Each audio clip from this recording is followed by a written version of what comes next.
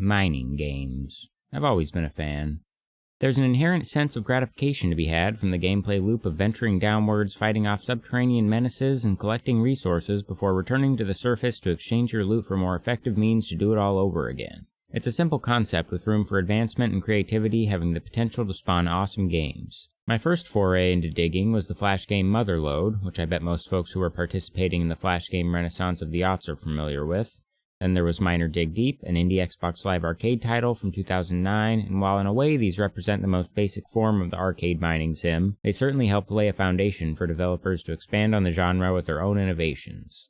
The SteamWorld universe did it with SteamWorld Dig and SteamWorld Dig 2, and I can't stress enough how magnificent of a Metroidvania mining miracle SteamWorld Dig 2 is. And Domekeeper turned it into a roguelike involving base defense in between your dives where time management is key to survival. The game can be a constant adventure with an overall victory to achieve, such as the SteamWorld Dig series, and some embody the one more run motto with procedural maps and addicting progressions. The latter version is what our newer release of the genre is attempting to encompass, so let's take a look at Boar Blasters.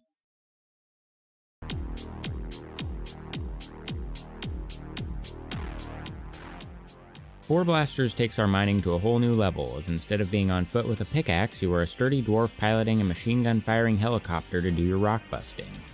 Mix in a little Survivor-style experience gathering in order to acquire upgrades, including auto-firing weapons, and you'll have an idea of what you're in for. There are enemies to encounter, including bugs, bats, and goblins, and I appreciate the design decision to make most weapons effective at blasting through barriers and resources as well as enemies. The game gives you a sort of overworld grid as a way to select your levels, and upon completion you will unlock adjacent levels containing more dangerous dives. The general goal of a level is to make it to the giant treasure chest at the bottom, but as you gather information from the fellow dwarves in your community, you will be given missions to complete such as gathering mushrooms on your way down, or crippling the goblins' power supply through destroying their generators. Your greatest danger during early levels is your limited fuel reserves, requiring you to balance collecting as many resources as possible while still being able to make it safely to your goal before an empty tank causes you to crash and burn. They'll introduce fuel in an early level, littering the mine with fuel tanks to pick up and refill, but when they say further levels will be more scarce in their frequency, you should take that advice seriously. Continue to branch out from the middle of your overworld and greater threats will emerge, such as these swarms of mosquito-type enemies, making fuel the least of your worries. Or so I thought. Fuel definitely becomes a problem again. Alright, we are about out of fuel. Maybe we can make it. I mean, we're pretty close. Just keep going down. Now I can't move. Now I'm just plummeting. Holy crap.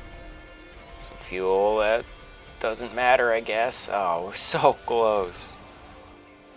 Nice. While blasting those rich reserves of precious minerals gives you experience, the real value comes from the gold currency that you bank up to spend on upgrades in between runs.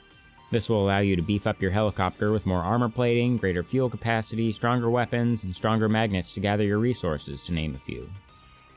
These upgrades are shared between characters, though where the characters differ is in their special ability.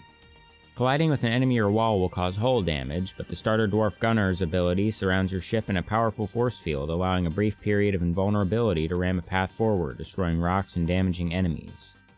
It's incredibly satisfying to locate a large deposit of various valuables and activate your power to smash through and collect the goods, and it maintains its effectiveness in a tight spot when surrounded by both strong walls and hordes of flying foes. Upon following the campaign objectives, you're able to unlock more characters, such as Ragnahild, who launches a salvo of homing rockets to blast holes in whatever they come into contact with. The character's ability, coupled with the temporary weapons you collect within a run, keeps the game feeling fresh and facilitates your want to dive down into the depths of dirt once more.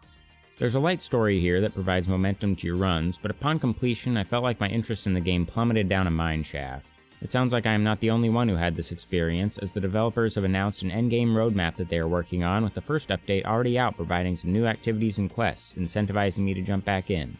While I'm not convinced that attaching some quests to the end will do all that much to increase longevity, their plans do include a post-100% challenge mode involving randomly generated maps that increase in difficulty as you go, which could be the key to wanting to come back to the game every once in a while. All in all, it's a great concept for another arcadey mining experience that does a lot of things well while suffering from a lack of longevity that is actively being worked on by the developers. I got a good 8 hours out of it, which as far as $10 games go I wouldn't say is too shabby, and with promises of new content and some being delivered already, there's definitely reason to pick up this game if it seems like your jam. Thanks for watching, I appreciate you all, I hope you have a great day. Bye bye.